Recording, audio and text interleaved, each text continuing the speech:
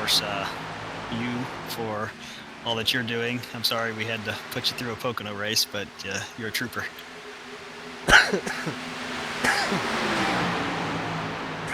Oh, you made me laugh there. Oh, fuck. Oh, it's alright.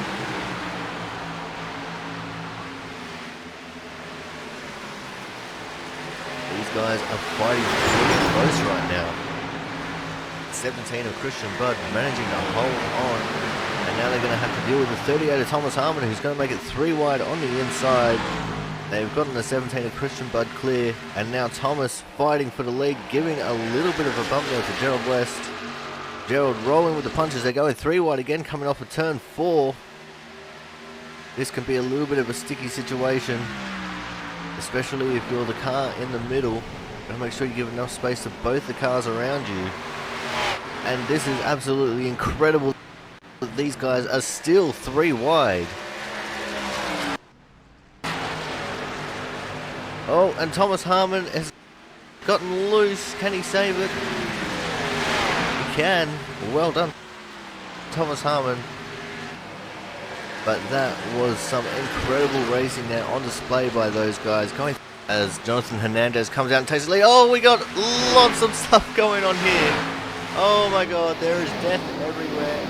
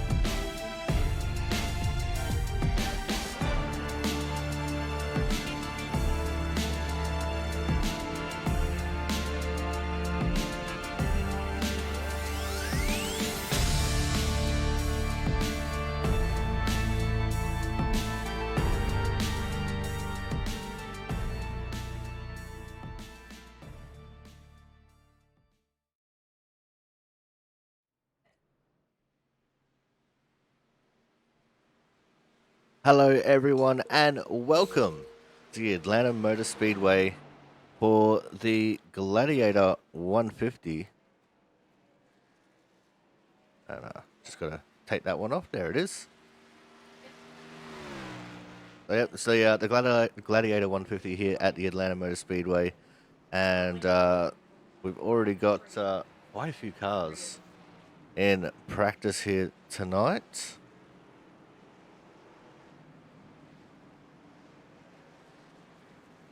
It's let's see.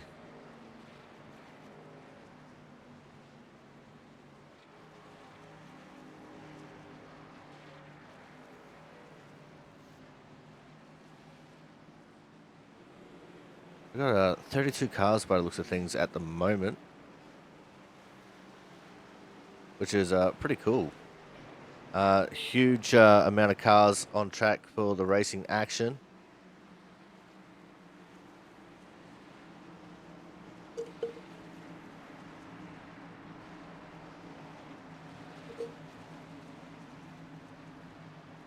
And this one's actually live, unlike last week at Daytona. As everyone's getting ready for a pit party here. We're Super Speedway racing. And you can see already the 39 James Watson trying to get around the outside of some of these cars.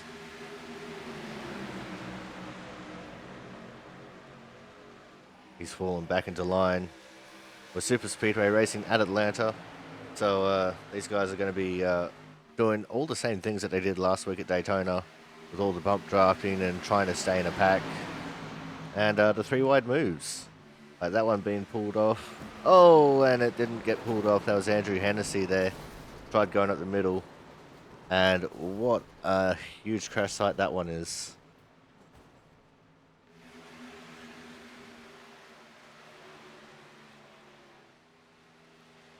That was massive. Oh, we got another one here. Let's see what happened with Hernandez.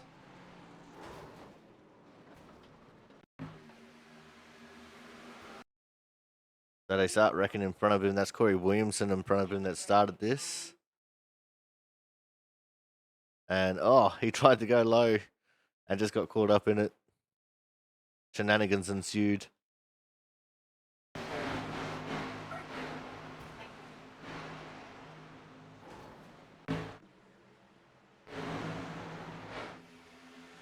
Just playing around with some of the new toys I got. I got 3 different things going to run this broadcast.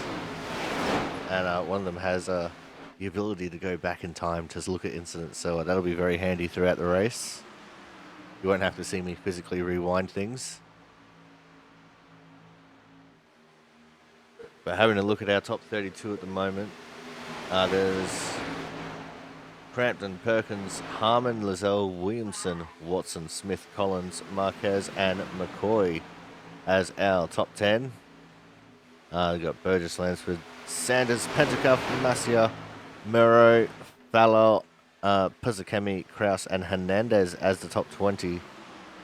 And just having a look, the top 25 are separated by less than 1/10 of a second, as the 14 car gotten sideways.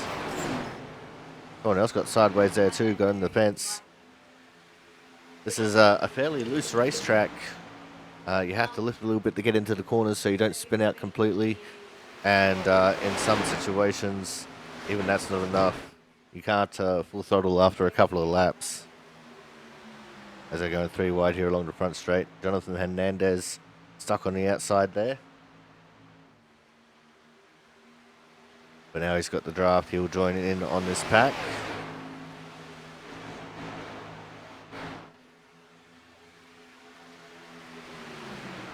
And it's Thomas Harmon in the 38.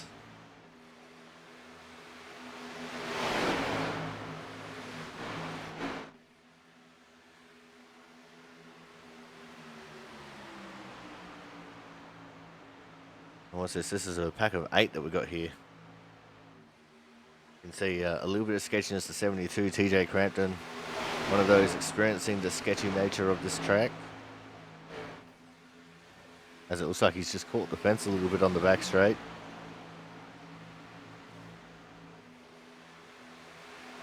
These guys are real good to keep the cars under them and make sure they don't stuff up too badly.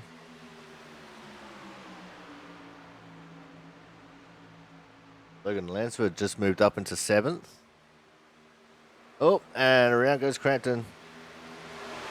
Hernandez got a big piece of that. A couple of other cars now involved.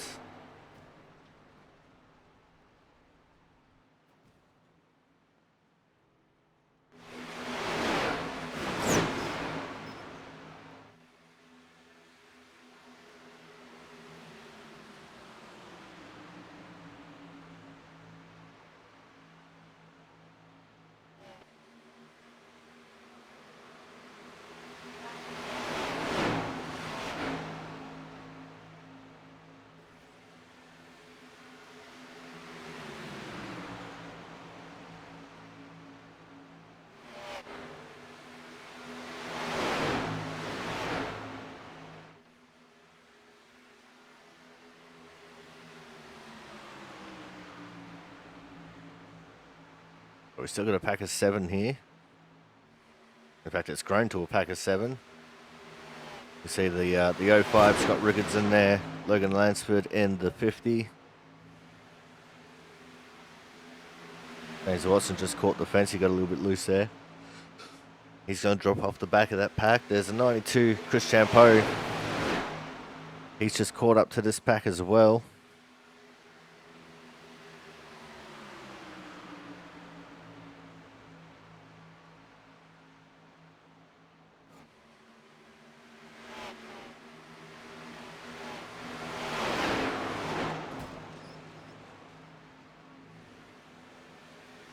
Oh, someone got done for being a spam bot.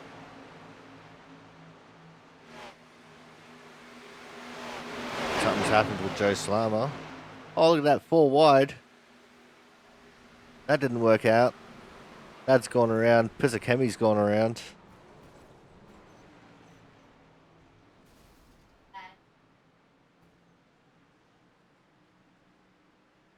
I think. Oh, that was huge. Chris Champeau there. He was involved.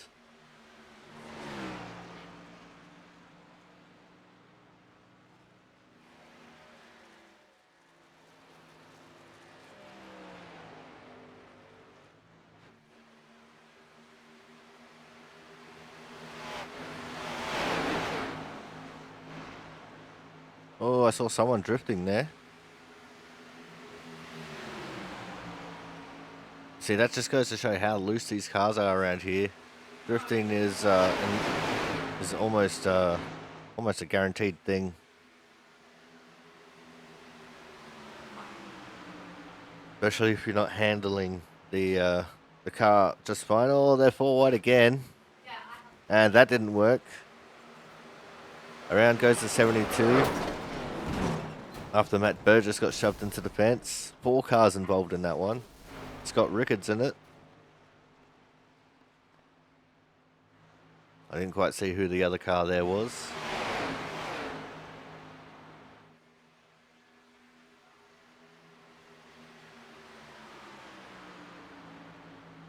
And now that pack's been reduced to a pack of 4. Got Perkins, the Cookie Monster, Corey Cook. There's Harmon. I think that's Horton there as well, and 13 of Travis Macias, so it's a 5-car pack. I was wrong.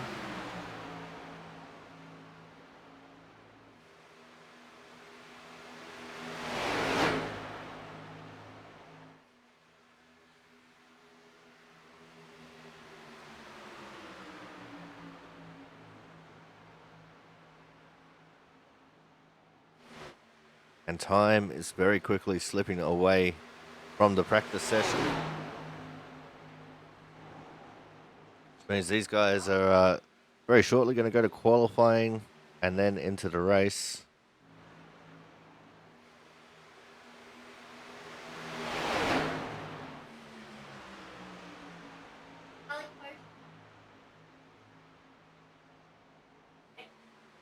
And we're going to send it to ad break with a minute to go.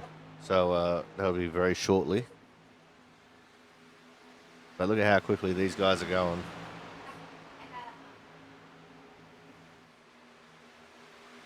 But we are going to start getting ready to go to the commercial break. When we come back, we will see our starting grid. So make sure you guys stay tuned. Action from the Gladiator 150 here from the Atlanta Motor Speedway will be coming up very shortly. So make sure you go get yourself a drink, something to eat, and get ready for what is sure to be some fast and frenetic action.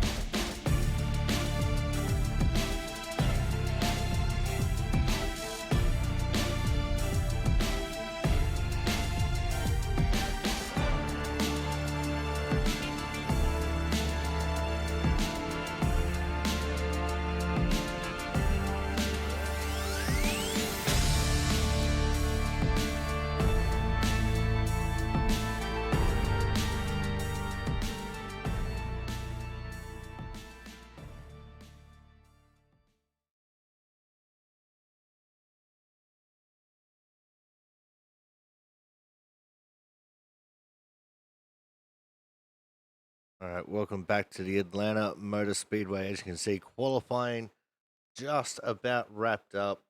Couple seconds left to go as we're getting ready for 150 miles or 100 laps here around the Atlanta Motor Speedway. There you go. Qualifying is over. It's time for us to start going through our starting grid. Ken Campbell on the pole. Kyle McCoy out of P2. And row 2, we will have the 13 of Travis Massia, the 05 of Scott Rickard. P5 will be Adam Johnson in the 02. James Watson on his outside in the 39. And it's going to be the 7 of Kyle Kraus and the 50 of Logan Lansford. P9 will be Andrew Hennessy in the 94 and the 2 of Jonathan Hernandez. P11 will be the 14 of Dustin Smith and then the 23 of John Lizelle. 7th row will be the 38 of Thomas Harmon, the 61 of Corey Cook. And there's Chris Champo in the 92, Matt Sasola in the 93. It's funny that they qualified next to each other. There's a 72 TJ Crampton, the 24 of Frank Isaacson. Andrew Perkins in the 00, Thad Fayler in the 21. They're on the 10th row. There's Joe Slammer in the 9 out of 21st, Austin Collins in the 1 out of 22nd. There's Matt Horton in the 88, he'll be out of 23rd. Jaron Sanchez in the 4 will be out of 24th. The 25th position will be vacant because Corey Stunhauser does not race. Matt Burgess will be on the outside there. There's Brian Pizzakemi out of 27th and Austin Merrow out of 28th.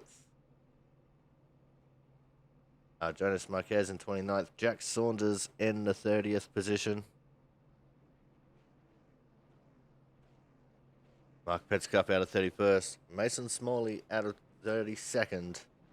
And wrapping up the field, it will be Corey Williamson in the 81. Officially, he'll be out of 31st. So there you go. There is our 32 combatants to take on racing action here tonight. It should be a fairly fast, kinetic race with lots of action.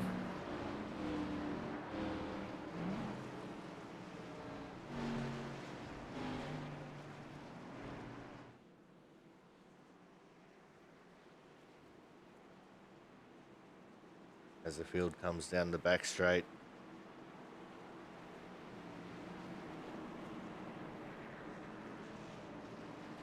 Let's see how we are going to get on.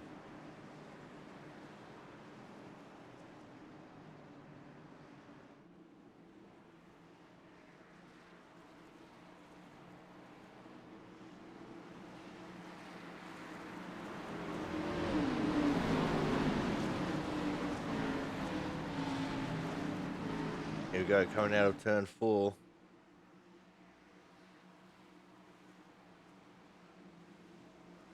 Go. And we're racing.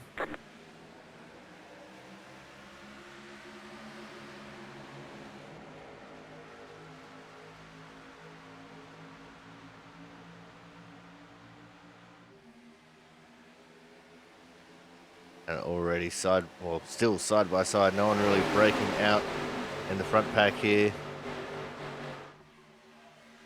We're waiting to see if any disaster strikes anyone. But it looks like McCoy taking the small advantage there on the outside line with help from the 5, or the 05 I should say, Scott Rickard. But that inside line still carries a bit of an advantage. And officially, I think that was McCoy who led the first lap. As the outside line is still holding pretty true there. See some cars starting to get a little bit loose already.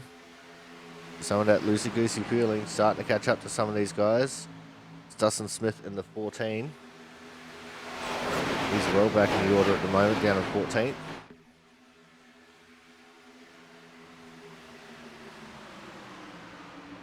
Corey Cook at what I would call the back of the front pack, since there's a little bit of separation going on there.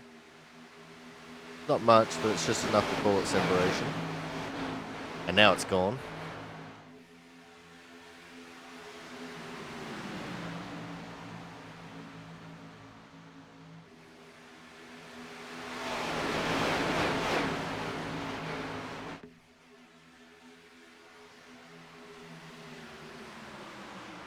There, that's 3 laps in the books and no major incidents, which is so much better than all the pit parties.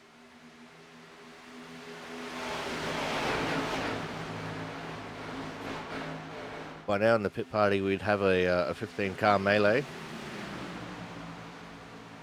That's because people tend to push a little bit harder. As you saw there, the 94 Andrew Hennessy moving up into the outside lane. He didn't see himself moving forwards in the bottom lane, so he moved up. And you really have to tackle this race with a super speedway mindset. Can't go tackling this like old bumpy Atlanta.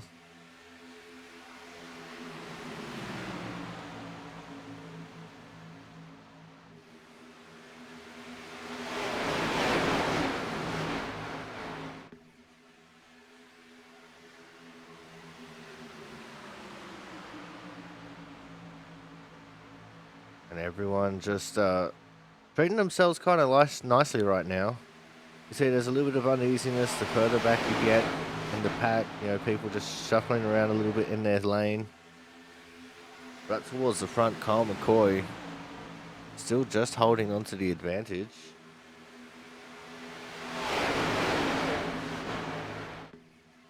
And it's all due to the help from Scott Rickard there. Rickard, one of the better pushers I've noticed. A couple of cars dipping below the line there. Just in a little bit of uneasiness.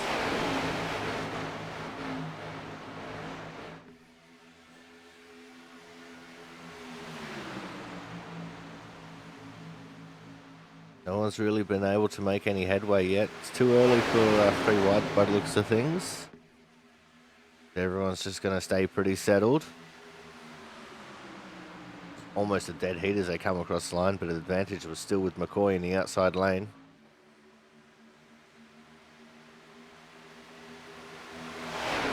I've noticed Travis Massio isn't exactly doing too much pushing here, but that inside lane has been able to maintain pace with the outside quite nicely.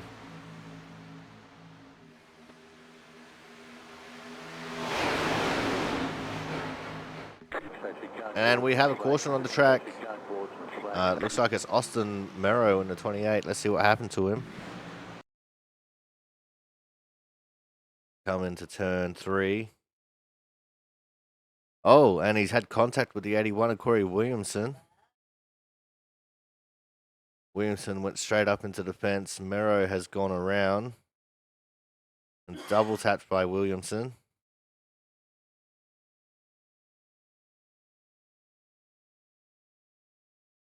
And no one else involved. There's a 21. That failure there on the inside. And it looks to be very minimal damage, which is good. He's missing his rear bumper there. But that can be forgiven. And looks like Ken Campbell just had his nose ahead of McCoy when the caution came out.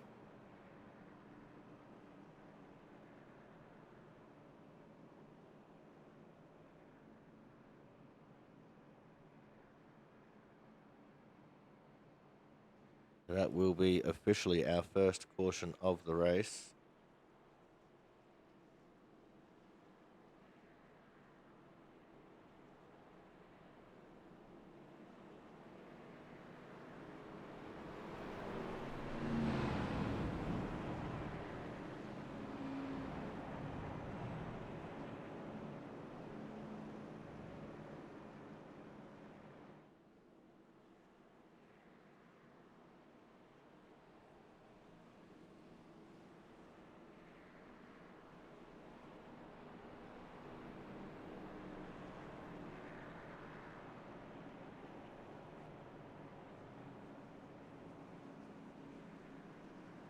One good thing about this being super speedway style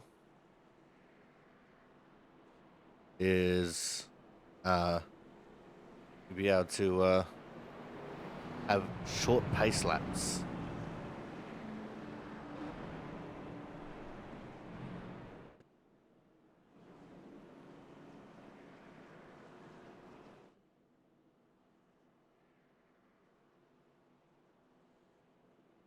And it looks like the 15 and Campbell is going to choose the inside line here for the restart. The lights are out on the pace car. It'll be 1 to green.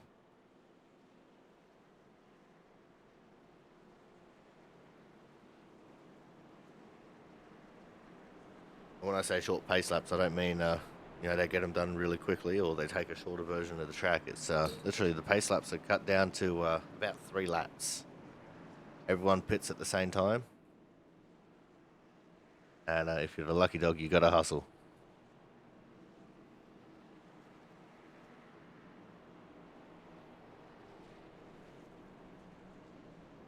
Looks like Austin Collins has gone a couple laps down already.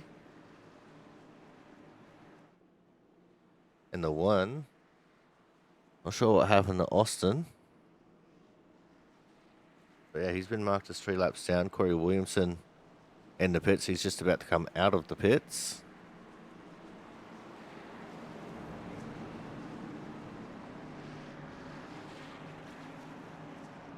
As we are getting ready to go green.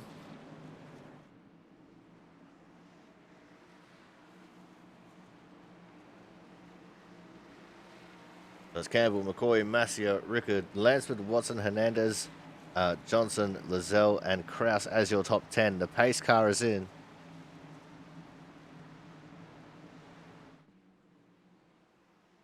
And we're green. Go, go, go. Green flag. Campbell waited for the green flag to come out there before he sent it. But he still gets a really big jump there on the inside.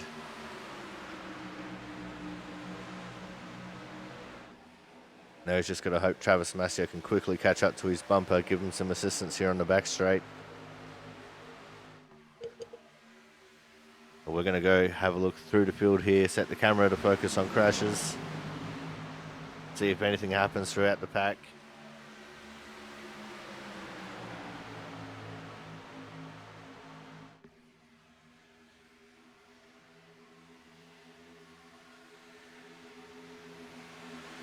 Pretty sure I just saw James Watson shuffling from a different lane.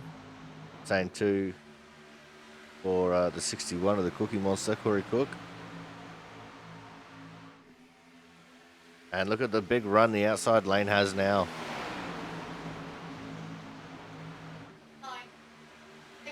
See, there was because of that gap between Campbell and Masia, that just allowed the outside lane to get organised and just absolutely fly through on the outside line there.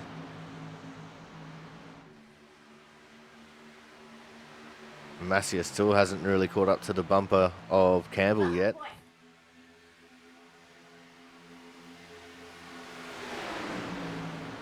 Oh, and Rickard, he's taken over the inside line now.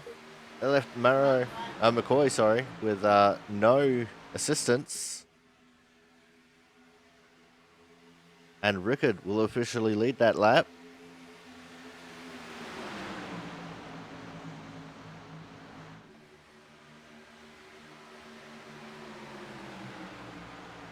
So I know Rickard is a good pusher, but let's see how good of a leader he is.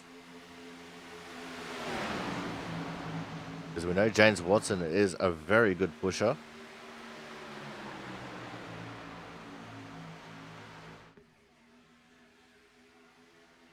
And the outside lane takes the advantage once more. McCoy, first one over the line.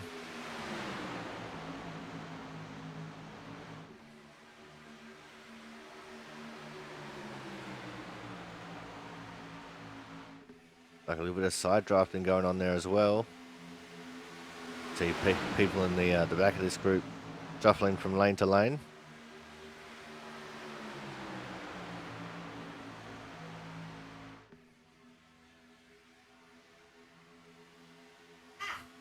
But it just seems at the start-finish line, that outside lane is just too strong.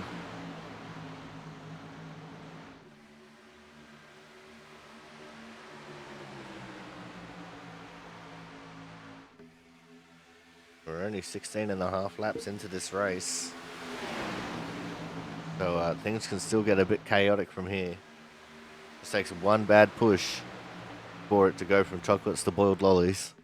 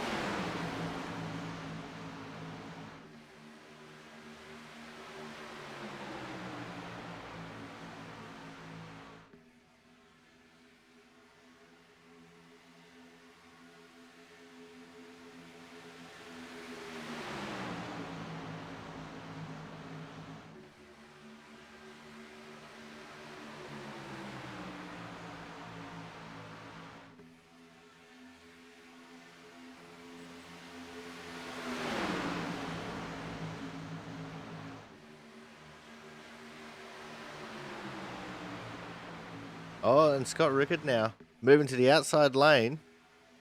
He played it perfectly. Got onto the inside, got in front, got cleared, and now he's leading that outside lane.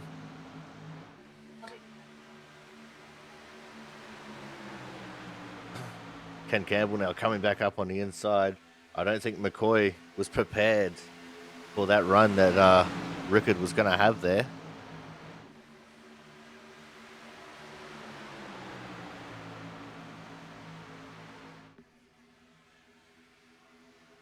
And Rickard will lead another lap. Now, McCoy, oh, look at Watson there in third in line on the outside. He was a little bit of all over the place.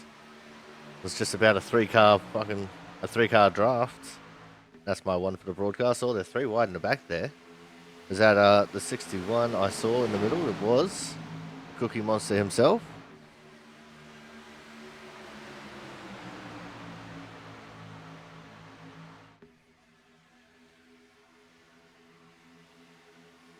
And it looks like everyone's starting to get a little bit sketchy. Oh, and there it is. That's Dustin Smith around. That was contact from the Cookie Monster.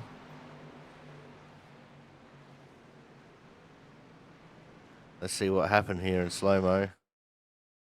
As they're coming down into turn one. You see Corey Cook there just got a little bit spooked by that car on the outside. I think that was John Lazelle in the 23. All three of them carted up and into the fence. Kyle's bumper fell off there in sympathy. See Frank Isaacson is involved. I think Thomas just got out of that. And look at them all wadding up there on the inside line. The 12, Matt Burgess is in it. I think the 92, Chris Champeau, just got away without getting too much damage. Oh, the one, Austin Collins. He caught a late piece of that. Managed to save it pretty nicely, though. A big old pile up from there.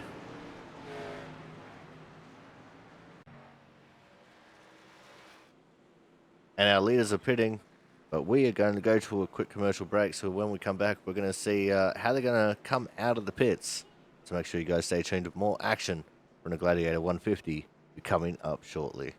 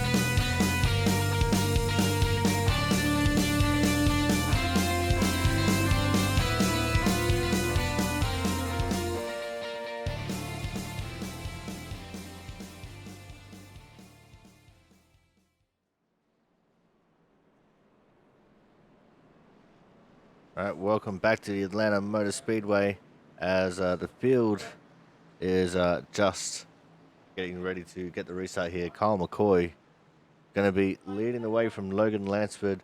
Got Andrew Perkins there in third, Hennessy in fourth, Slama fifth, Rickard sixth, Campbell seventh, Watson eighth, and Massey ninth, and Hernandez in P10 for the restart.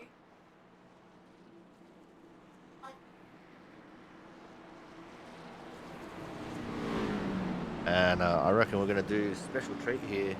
We're going to just leave the overlay on. We'll turn my mic off and we're just going to go crank it up.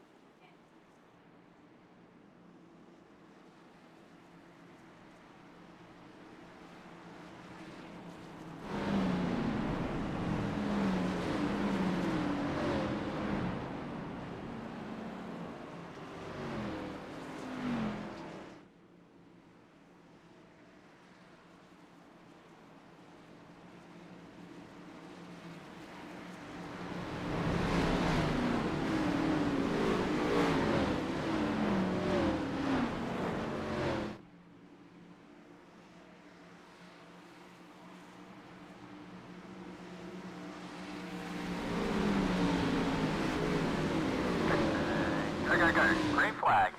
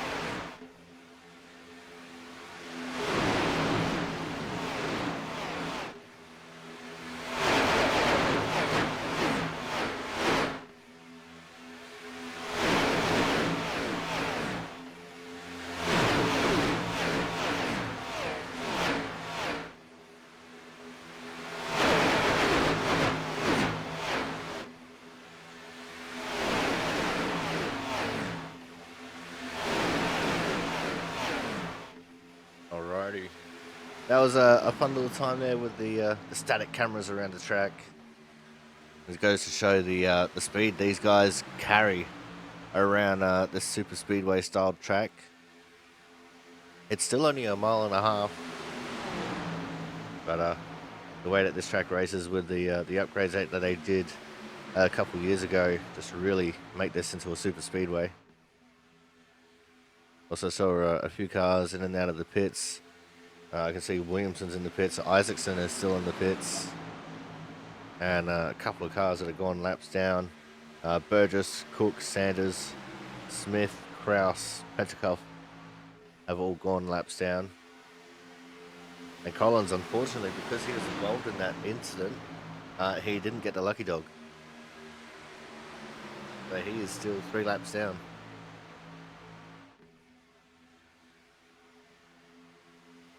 Jeez, these cars act very aggressively when they're going over the line there of the apron in the tri-oval. They're almost two-wheeling it, as we're looking at the 93 Mazda Solar.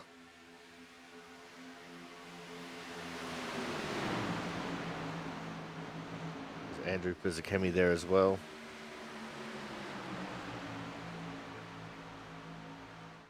Sorry, Brian Pizzakemi. Did I say Andrew? What? I'm still recovering from last week when we did a lot of filming at Speedway.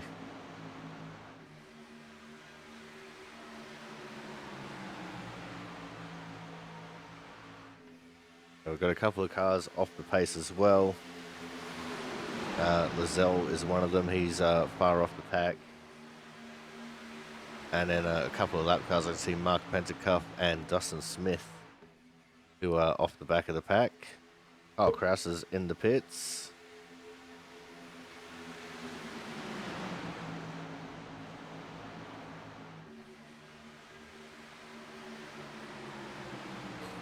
This pack is just chooching along pretty nicely.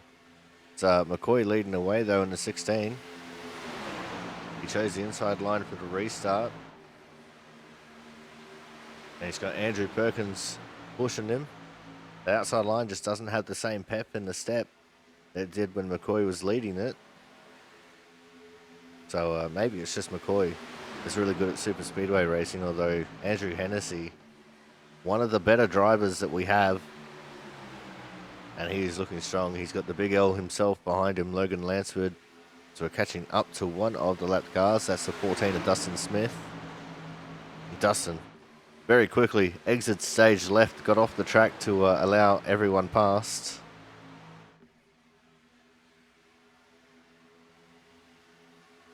Oh, as we just about went 3 wide there for third. That was Scott Rickard just about sticking his nose up the middle. As we're just over a third of the way through this race.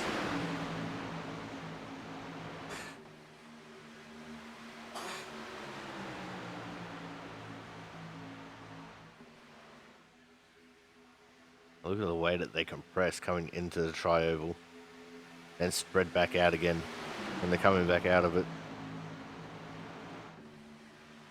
No one wants to be the one that hits the wall at the start-finish line.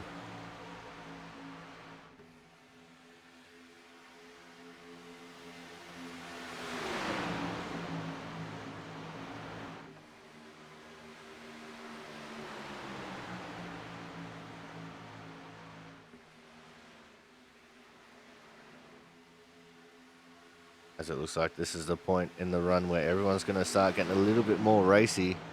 Hennessy starting to take the advantage now. Logan Lansford on his tail. Now Andrew Perkins, pound for pound, not one of the most skilled drivers out here. But when he starts to focus really well, you can see him do some pretty cool things. Like he actually just pulled away a little bit there from the 9 of Joe Slammer.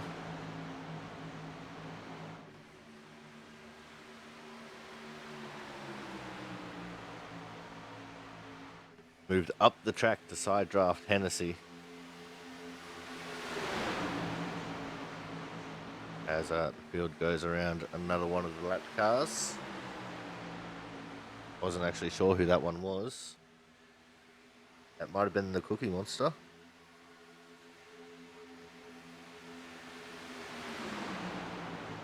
Hennessy trying to get down into the inside lane. He does so.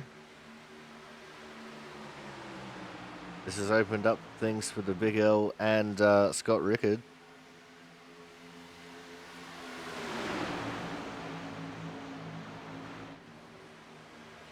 And if you're wondering why I'm calling Logan Lansford the Big L, because 50 in Roman numerals is L. So he is the Big L.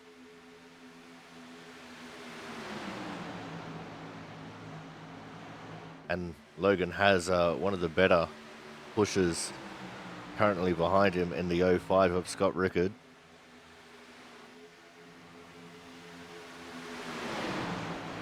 Just look at the speed that they carry into turn 3 there.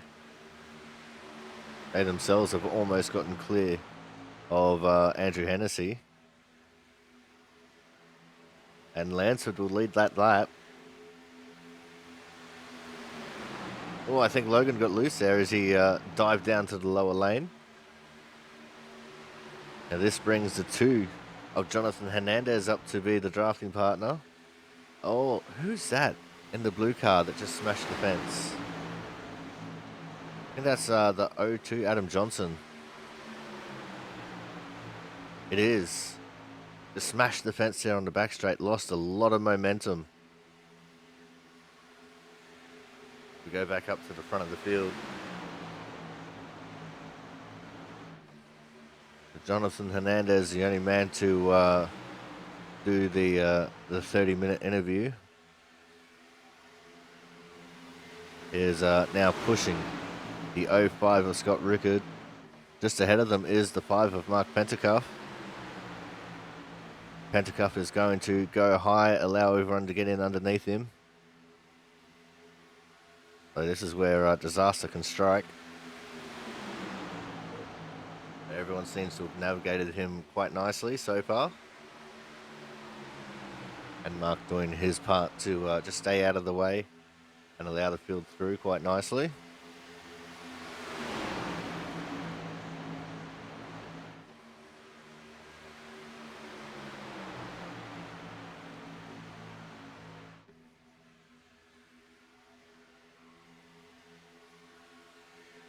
Hennessy now has jumped up into the front of the outside lane. He wants to lead it. He doesn't want to play second fiddle to anyone.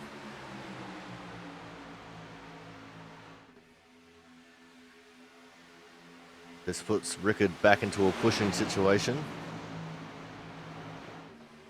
Hernandez will back off a little bit. You don't want to push the pusher.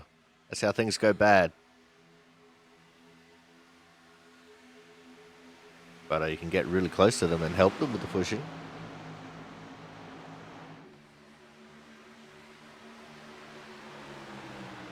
And look at the gaps.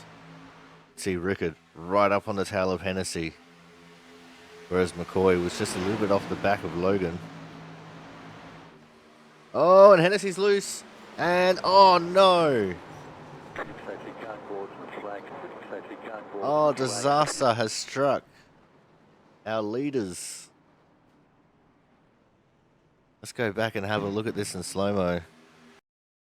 You see that Hennessy just got really loose. Bounced off of Logan Lansford.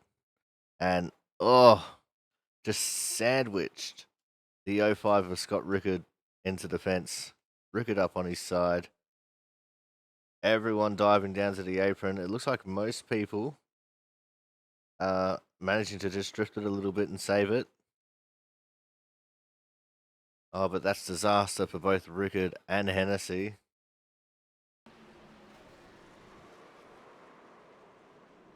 Sounds like maybe another car or two did in fact spin out there. And Rickard got stuck on his side. Oh, that's unfortunate.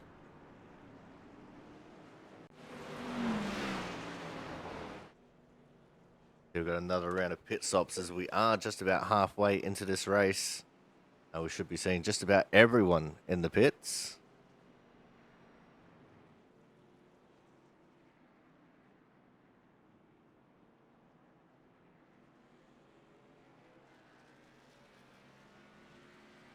Ooh.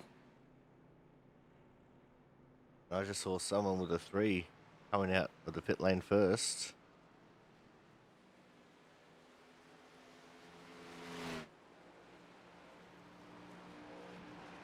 Everything's a little bit mumbo jumbo right now. I think I see the 88. I do. Matt Horton. He is the first one behind the pace car. I'm not sure if he pitted or whether he took 1 or 2. The 3 that I saw was Matt Sassola, the 93.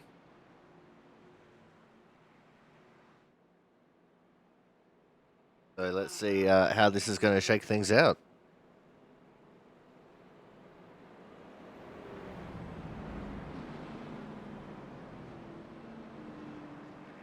I would imagine that Matt Horton would have at least gotten some fuel, maybe 2 tires.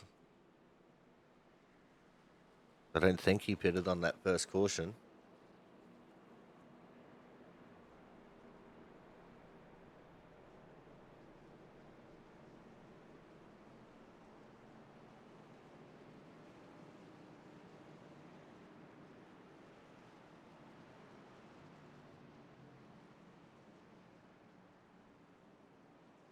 But let's check it out anyway. Our top 10. Horton, Sassola, McCoy, Lansford, Campbell, Slama, Crampton, Harmon, Hernandez, and Marquez. And that is going to be our top 10. Then we've got Sanchez, Masia, Johnson, Burgess, Watson, Mero, Perkins, Champeau, Hennessy, and Pizzakemi. So that is changing as we go. It doesn't quite update live. Sanders is our first car a lap down in the 22nd position. Corey Cook is the second car a lap down.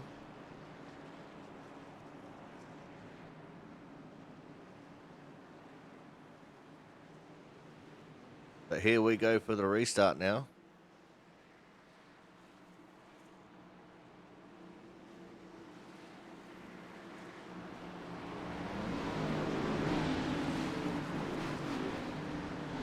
Pace car is going to make that hard left turn into the pit lane. Now Horton can start this race at any time in the restart zone. Go, go, go. Green flag. Oh, and I'm having issues.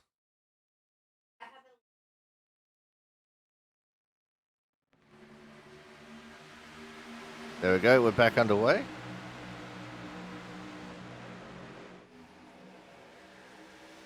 And yeah, I had some big issues there.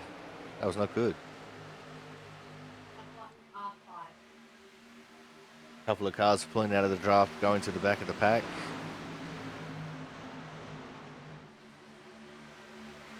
At the front, it is McCoy once more on the outside line.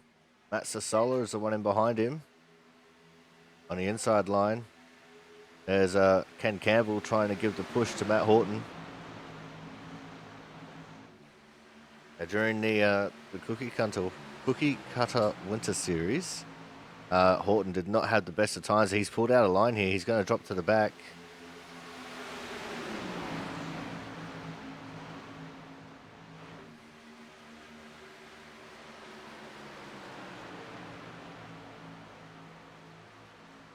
There he goes. That relinquishes the lead to McCoy in the 16. And he once more has Logan Lansford, the Big L, pushing him. As we're officially at the halfway mark, 50 laps down, 50 laps to go. And this is where the wick probably start to get turned up. Because there's multiple cars still in the pits. Sanchez is in the pits. There's Ballor, Rickard, Lizelle, Williamson, and Isaacson all in the pits. And look at that inside line, Matt Sassola. He's starting to creep up there a little bit. There's the 15 of Ken Campbell behind him.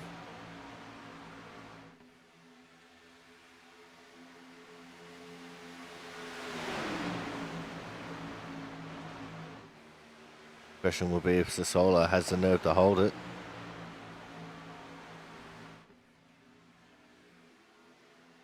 But McCoy currently showing the way it's done with that outside lane.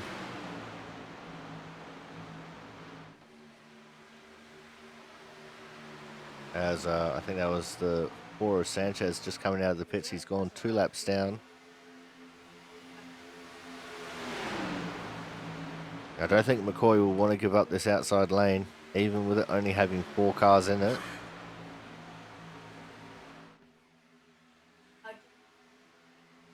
I think Lansford will try and ditch him as soon as he gets an opening. But we'll wait and see how that's going to fold.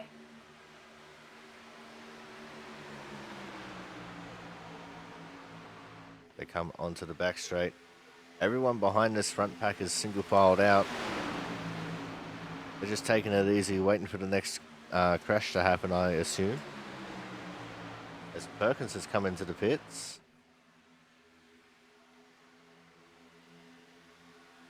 I just saw that Perkins is now going to lap down. He must have had an issue.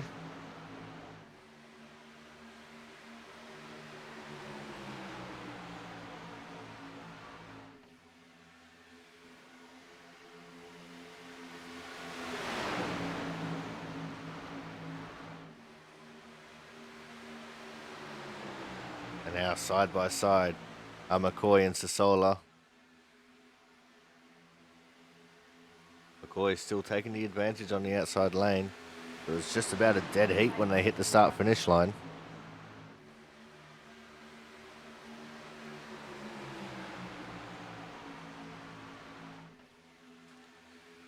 Ken Campbell pushing for his life right now, trying to get Sasola right up there. Oh, and Sasola got a little bit loose. That could affect terminal velocity as they come onto the front straight here. Oh, McCoy just snuck his nose ahead at the start-finish line. I think Sasola was credited as leading that lap.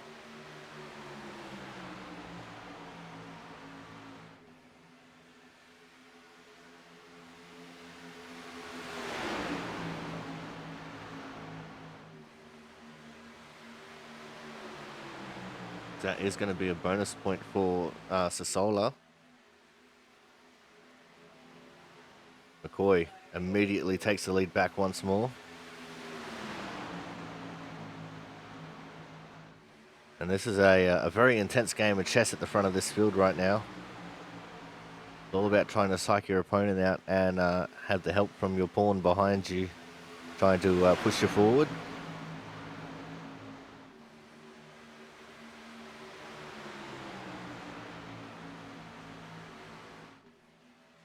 You see the lap car down there on the infield. I think that was the 14 of Dustin Smith. And yeah, it was the 14 car. He's just staying out of the way.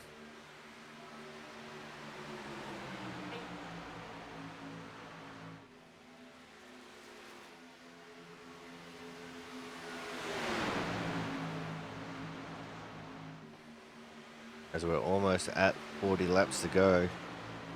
In fact, it's 39, sorry, it's 41 to go this time by.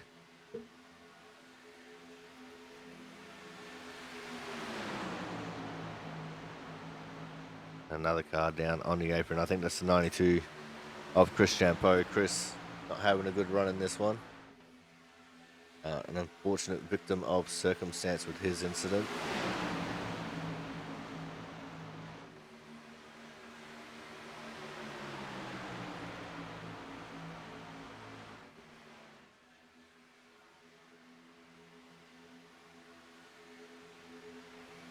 But this race in the front of the field, it might not look like much, but it is very intense racing right now.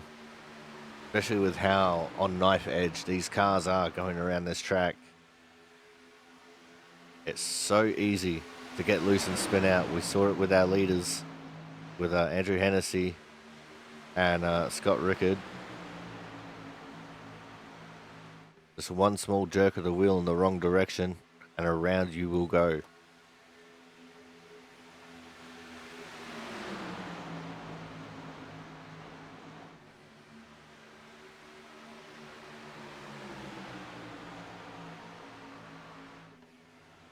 It looked like Campbell was almost going to shoot for the gap in the middle there and leave Sasola out to dry, but he didn't.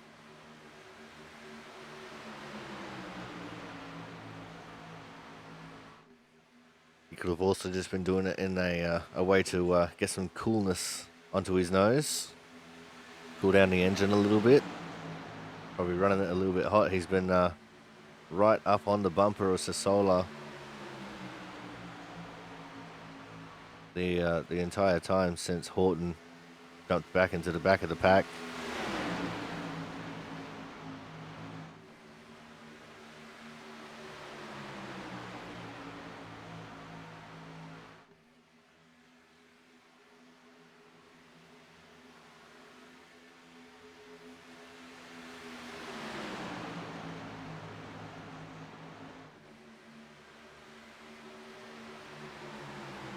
Oh, Sasola, he got loose there, drifted up high a little bit, lost a lot of momentum.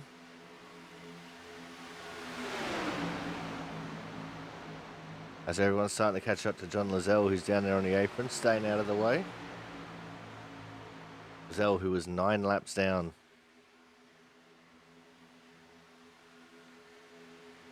There's a lot of check up there in the tri-oval section for that inside line.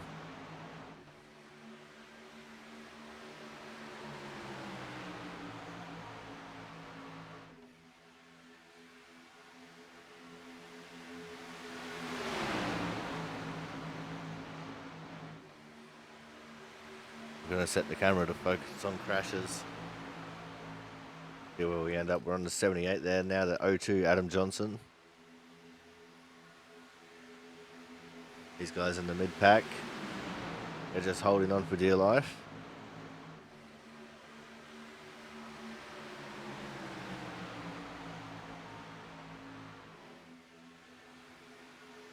I think what we're going to do here is we're going to go to a quick commercial break. When we come back, we will be going to the checkered flag. So make sure you guys stay tuned. More action from the Gladiator 150 here at the Atlanta Motor Speedway be coming up shortly.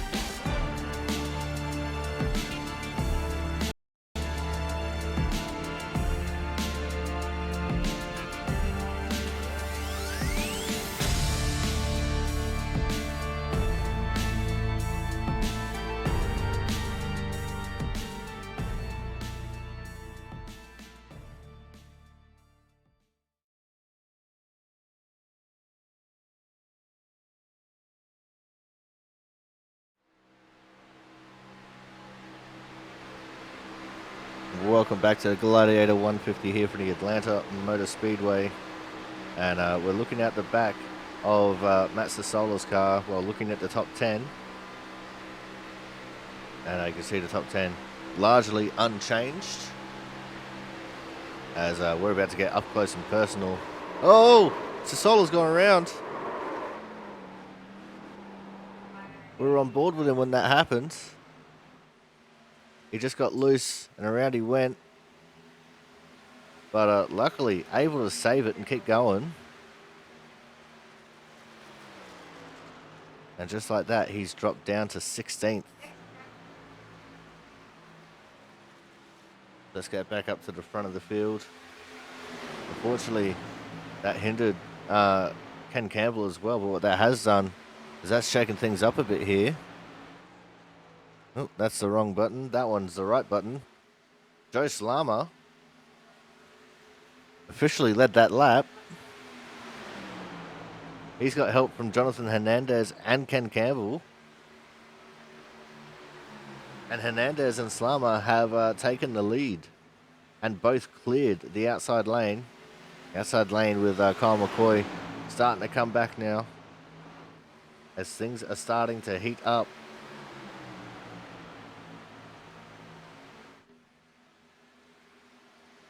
And to imagine that happened while we were on board with Sasola is nuts.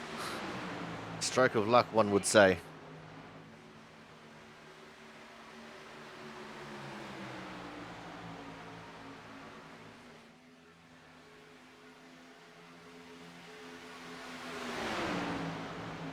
But now the chess game will resume once more with a new player in that low line, or a couple of new players in that low line. Of course, Ken Campbell's still in the mix. He only lost a couple.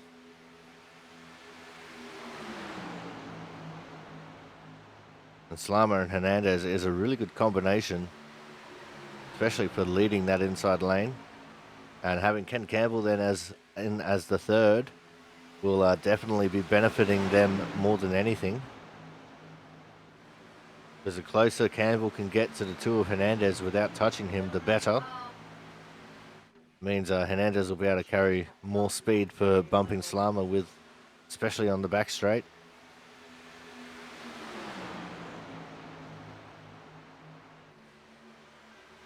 So it's not quite a three-car tandem, but it'd be pretty close to it. As there's an entire car length between Lansford and the car behind him, which I think is the 02 of Johnson.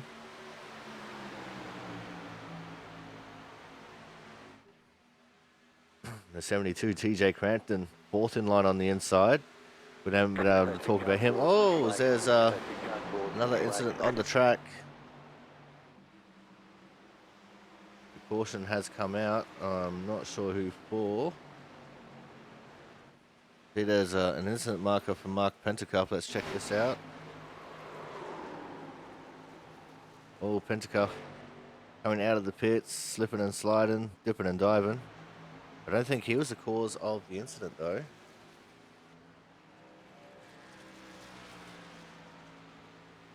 Maybe it's Matt Sassola. He was coming into the pits.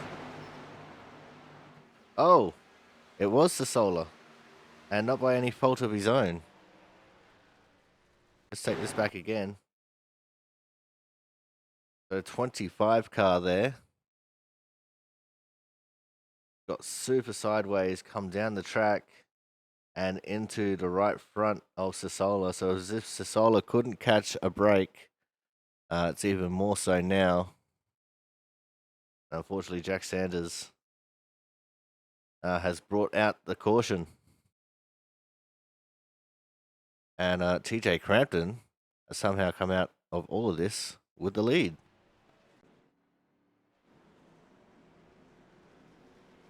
There he is.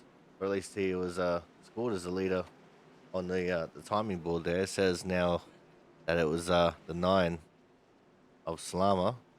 Once I hit the right button, there he is.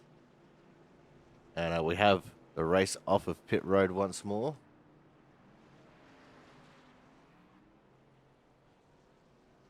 And who is it going to be that comes out first? This is where all the pit strategy is going to come in. Do you take 2? Do you take 4? And it's going to be Kyle McCoy coming out first in the 16. It was a fairly close race. Maybe it wasn't Kyle McCoy. Why is Slama being marked as in the back when he's not? This thing's a little bit confusing sometimes.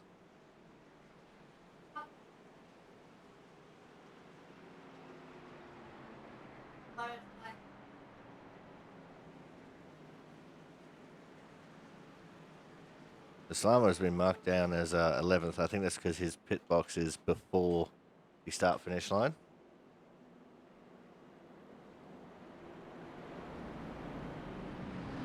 But Slama was the winner off of pit road.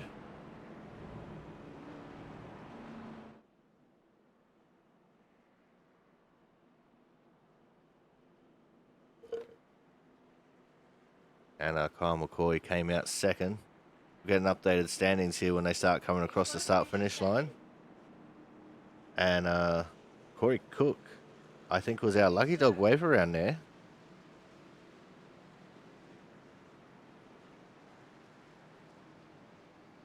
There we go. That's Slama, McCoy, Hernandez, Campbell, Crampton, Lansford, Johnson, Harmon, Pizzakemi, and Horton as your top 10.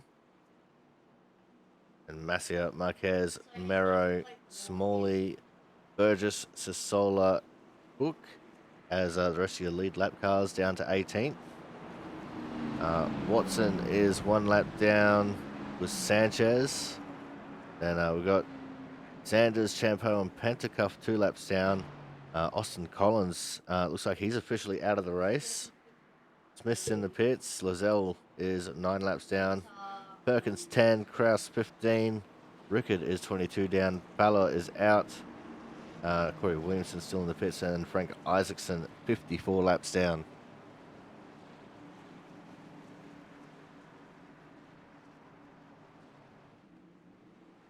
Here we go for the restart. We are once more going to go off the gearbox of the Joe Slama car.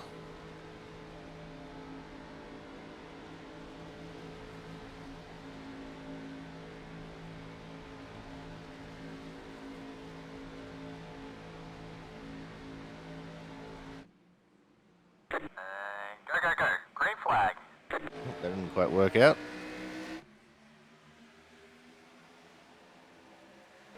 And I'm just sitting here wondering why it keeps changing on me.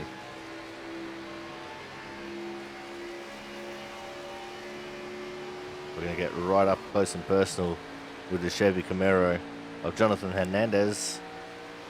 Yeah, there's no cheating in there.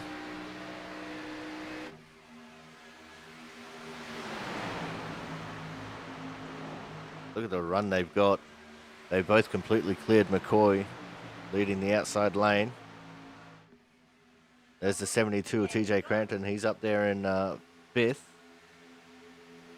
Aslama led that lap.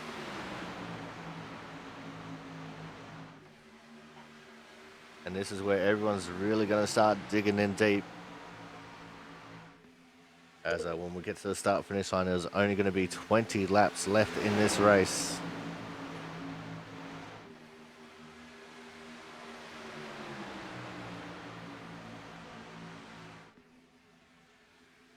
And there it is now, officially 20 laps to go. Slama leading the way.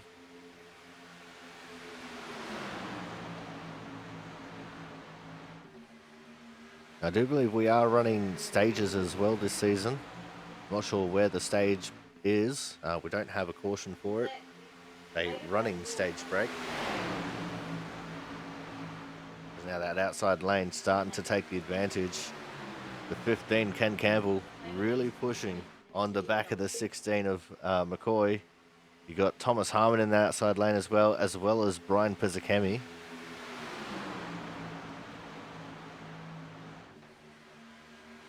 The inside line has Slama, Hernandez, Crampton, and Adam Johnson in the O2.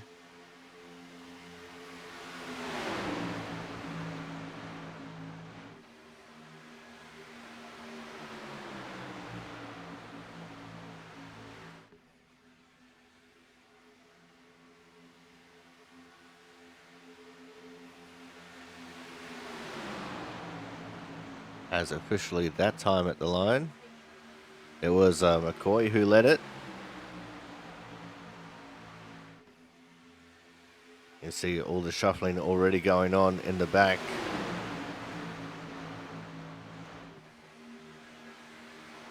No one wants to be in a line that's not making any progress, but that's the thing, because neither line is really making any progress. They got a 5-car train on the outside lane.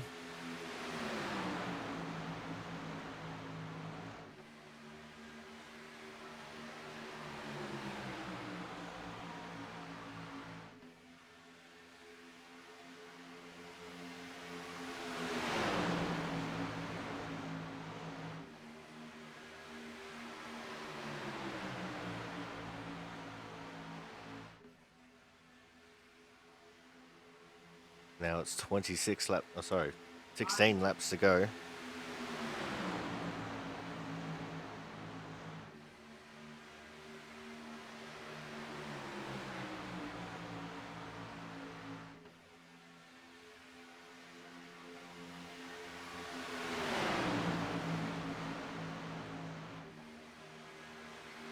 Hernandez pushing for all that he's worth on the back of the 9-car.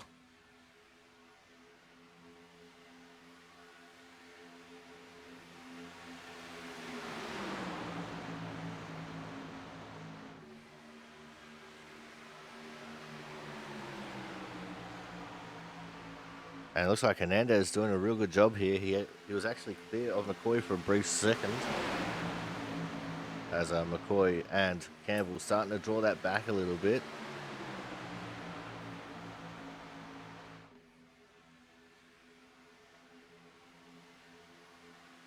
The Slama officially led that lap.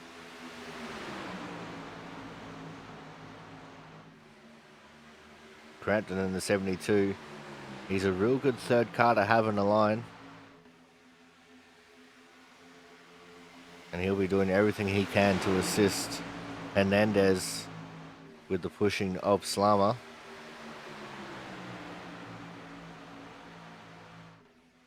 And that's not to take anything away from Thomas Harmon either.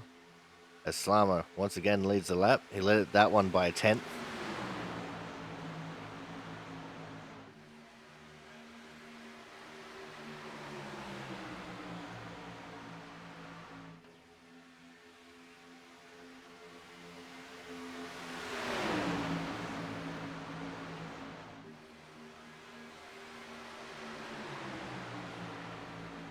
As I said, the intensity really starting to pick up here. And, you know, a lot of people is just like, oh yeah, it's just driving around in circles. This isn't just driving around in circles. These cars are on knife edge of wrecking. Especially if you're that lead car in either line. Just one small jerk of the wheel and you are around and done for. So the fact that these guys can be this close together in these corners and not wrecking is a minor miracle in itself.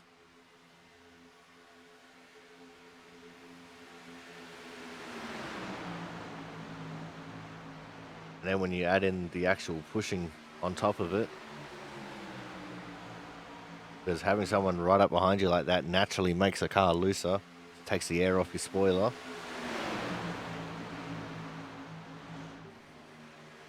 Makes you a little bit more streamlined in a straight line.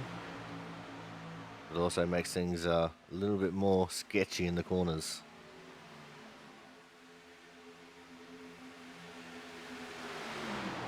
As we're now 10 laps to go, we're winding things down.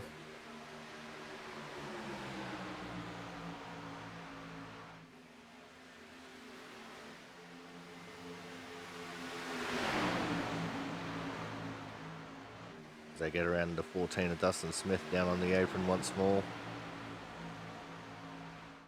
Laps are winding down very quickly. Oh, Adam Johnson just about getting up into the outside lane. We've got 2-lap cars up ahead. That's Scott Rickett and Chris Champeau. They both got onto the apron. Oh, Slammer. He got out of line. Hernandez almost took advantage. And Slammer almost went around there when he was coming back into the inside line. I think Slammer wanted to give some room to those two cars on the inside in case they got it wrong. And Hernandez was just cruising along on the line.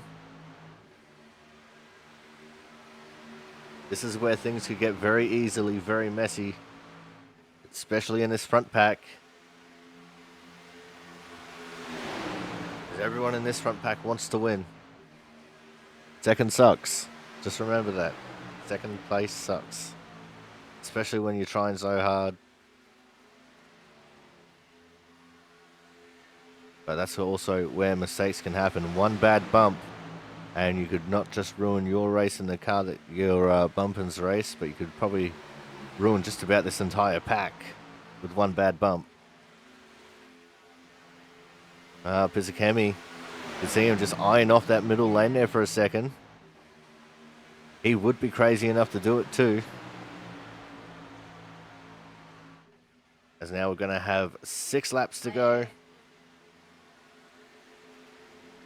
Field's starting to catch up to James Watson, who is also a lap down. He'll go 2 laps down after this.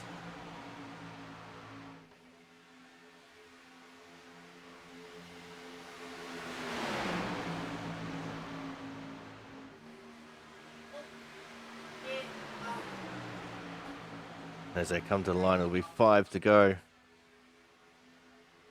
And if anything is going to go wrong, it'll be in this 5 laps. Everyone's starting to get a little bit more squirrely in this pack.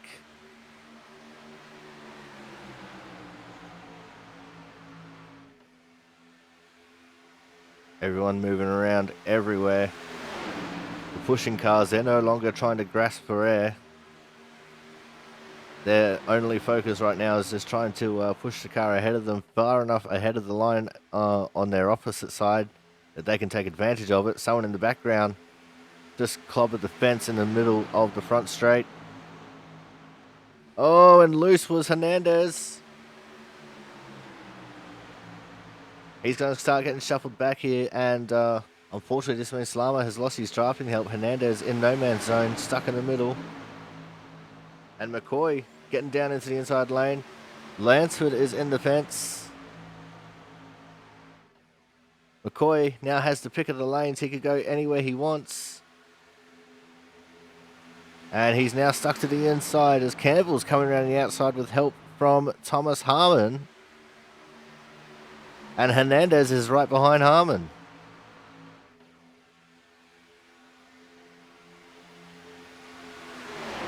Just when you thought the race couldn't get any better, it just did.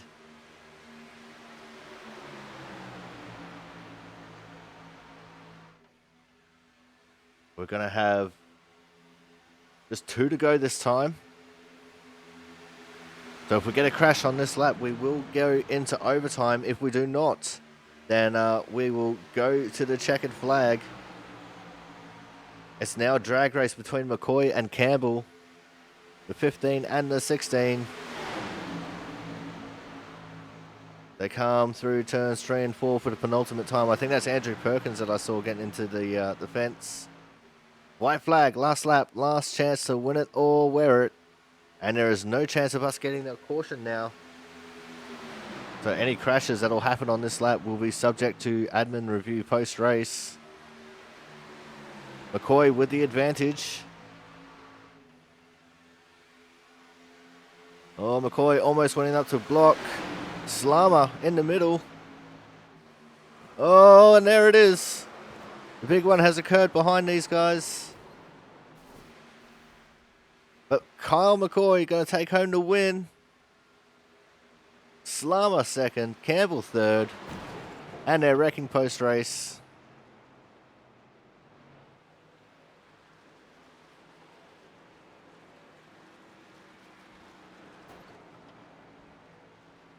Let's see if McCoy will be able to make it around for his victory burnout. I think his right front is a little bit junk.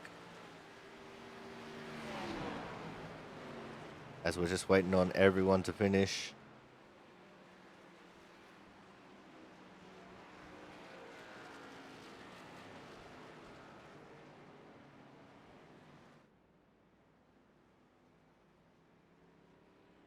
And here we go, Kyle McCoy for his victory celebration.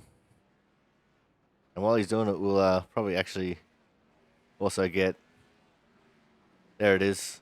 McCoy, Slammer, Campbell, Crampton, Merrow, Sasola, Horton, Massier, Johnson, and Lansford is your top 10.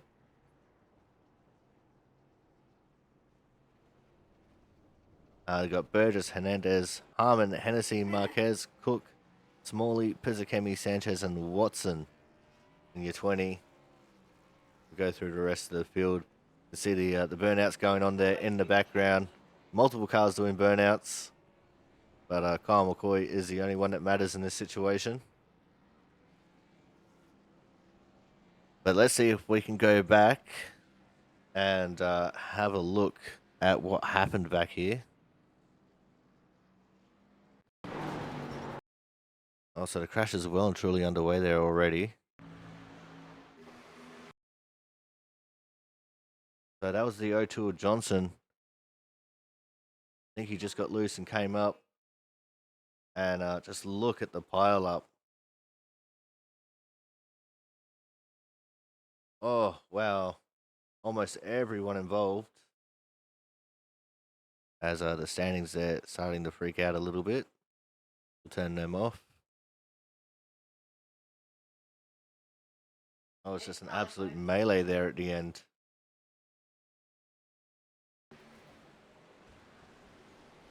But that is the way that the cookie crumbles. So we are going to go for a commercial break now. As our cars are still in fact on track. But when we come back, we will have driver interviews. So make sure you guys stay tuned.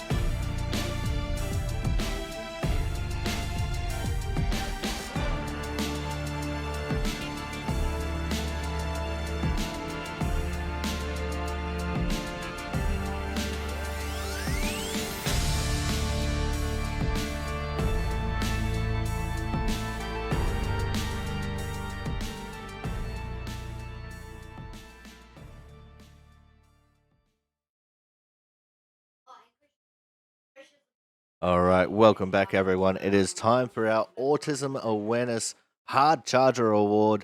And today's Hard Charger is a good friend of mine, the Speedway Memes and Motorsports number 72 car of Mr. TJ Crampton. TJ, um, incredible race from you there, man. As you were just saying off air, not typically the way super speedway racing goes for you, but you were in the right place at the right time after that final caution, and you took full advantage of it, managing to miss that final wreck as well. Yeah, super speed racing, like I said, doesn't really get the best for me. But to be up front in one late is anything that I can ask for with all the luck and everything that goes involved in this. And getting a top four finish should definitely take it any day of the year. Now it was a bit of a difficult race, of course. Um, with this setup, cars very loose, especially if you got someone right up on your bumper. What was it like just trying to navigate your way through after starting so far back? Yeah, it's just riding around really and waiting for everyone else to wreck. Sometimes I like to go stay up front and try to lead laps, and then I get crashed doing that, and then sometimes I stay in the back and ride around, and then I get crashed doing that. So really, it all depends. Today I just kind of stayed there and just kind of on the bottom because if they wreck, they go up the hill and they come back down, and there's so much space on the bottom of the track that I was able to avoid all the wrecks. And with it just and also with the setup being so loose, everyone slides back down, and then up the track. It was definitely a wild one. Now let's look at some of these crashes that you were able to avoid. What was it like just trying to navigate through some of those situations? Because I know that you were just about in the middle of at least one or two of them. Yeah, it's really kind of just a playing a game of chess. You don't know really where anyone's going to go. Some people hold their brakes, some people don't. Really, it all depends on if you're far back enough, you can just slam on the brakes, but you got to be careful people don't run into you. It's really you just kind of have to play your cards right. And today I was lucky enough to do that, and was able to be up front. All right, now let's look forward towards next week, TJ. And next week we're going to be going to the Las Vegas Motor Speedway. So what's the feeling like for you as we head into a proper mile-and-a-half style track? Usually I do all right at mile and a half. So with this car, I love mile and a half. So Vegas, I'm pretty excited for. Just go anywhere really after two super speedway races in a row. So mile and a half at Vegas. Love that track. Love the car track combo. Hopefully we can put on a good show there. All right, TJ, before we let you go here tonight, anyone you want to give a quick shout out to? Yeah, I want to thank James at Team Watson Racing Setups and Team Watson Racing and their sponsor Martin Sports. And I want to thank you for broadcasting and everyone here at Output that puts this thing on. I really enjoy racing here every week. All right, thank you very much for coming out, TJ. Congratulations on coming home P4 and taking home the Hard Charger Award. We look forward to seeing what you can do next week at Las Vegas. Take it. All right, guys, that was our Autism Awareness Hard Charger Award winner, Mr. TJ Crampton. Coming up next, we are going to have our third place finisher. And third place here tonight was the 9 of Mr. Joe Salama. Joe, right up there for the majority of the race, and just lucky to miss out on some of those incidents that happened at the front of the field. Yeah, actually, I think I got P2, but it's all right. But yeah, it was crazy. It's a crazy start to the race there. A couple of big wrecks, and I my strategy for tonight was just stay in the back, and I did that for the first couple of runs, and then it just kind of worked out with the pit strategy to get me up front and got some stage points, and just tried to stay up front at that point to avoid all the wrecks. Oh yeah, I can see it now. P2. Yeah. One of my softwares is lying to me. It was really close, so that's why. Yeah, it was really close. I'm just having a look, and the gap between you three at the line was less than a tenth of a second. So understandable that some software can get a little bit confused about that, but still a very solid race for you, and you know you just played the plan perfectly and managed to keep yourself out of trouble. Yeah, definitely. It's I definitely needed it after I got taken out last week, so not how I wanted to start my season. But now we got rid of these drafting tracks, so we can get to some real racing next week. Speaking of next week, going to Las Vegas, what's the feeling like for you as we head out to the desert, mate? Vegas is one of my favorite tracks. I do have a win there, so I'm looking forward to it, and hopefully I can have a good solid run. All right, before we let you go here tonight, Joe, anyone you want to give a quick shout out to? Just everyone here at the league output puts on a great show, and thank you for broadcasting the races. Appreciate it. All right, thank you very much for coming out, Joe. Congratulations on coming home P2. And just think, if you would have qualified in 21st, you would have been hard charger as well. Yeah, maybe next time. All right, guys, that was our second place getter, Mr. Joe Salama. Coming up next, going to have our actual third place getter due to software error. And as I said, it was less than a tenth of a second between our top three. So that's why some software got confused. But Ken Campbell in the 15, coming home P3 here tonight, mate. You were right up there solidly for the entire race, either pushing or leading. And it was quite entertaining to watch just you and Kyle going at it side by side or nose to tail. Yeah, that was a lot of fun. But I had considered starting in the back after our pit parties, and I think I made it like 2 laps total in that, and so I was like, oh man, this is going to be a caution fest, and so I wasn't even going to qualify. But I usually qualify pretty well at plate tracks or drafting tracks, whatever they call them now. And so I was like, all right, well, let me just go ahead and qualify and see what I can do, and ended up with pole. And so I was like, okay, we can do this. And then was just kind of riding around on the bottom, trying to keep it safe. I knew the outside was the dominant line, and Kyle and Scott were doing a really good job maintaining the front out there. And as we just kind of fell back and then dodged that one big caution that took a bunch of guys out. I was really lucky to get through that. And then after that, it was like, all right, there's no more being safe and doing this. You got to go. And so it was a lot of fun. Was actually having to manage my temps, which I wasn't expecting. I had to keep backing off, and so for the last 15, 20 laps was trying to time the runs of how am I going to push him and get around and what are we going to do there. So it was a lot of fun. It definitely looked like a lot of fun, and as you said, you dodged that one real big one, but you also had a couple of little incidents that you were fairly lucky to survive from, like Matt Sasola getting loose that one time coming to the backstraight, I think it was. What was it like just trying to, finagle your way through some of those real tight situations? Yeah, so pushing Matt, I had seen him be getting loose for about 10 or 15 laps, and so I kind of knew what was coming.